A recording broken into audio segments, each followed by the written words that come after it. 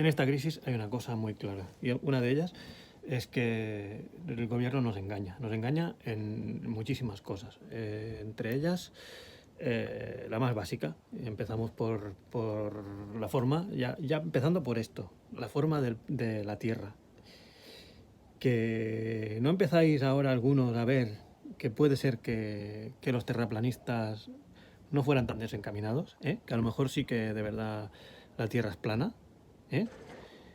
¿No estáis viendo por la noche unas luces en el cielo sospechosas?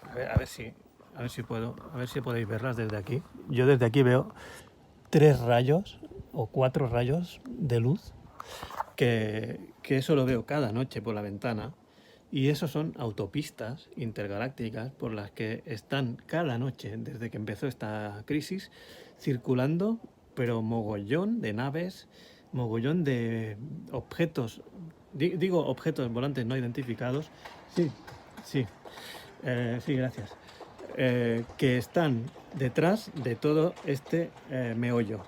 Yo pido que a partir de ahora el gobierno, cuando salgamos de esta, se ha comprobado, según varios expertos, que la cocaína está solucionando varios casos de esta enfermedad. Gracias, Barcelona. Bueno, perdón, tengo que parar porque mis vecinos me están aplaudiendo. Bueno, gracias.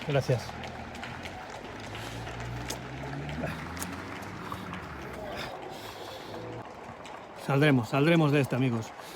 Gracias. Bueno.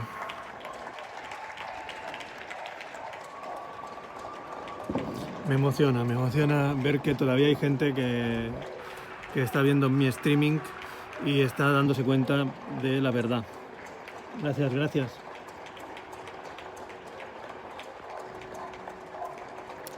Bueno.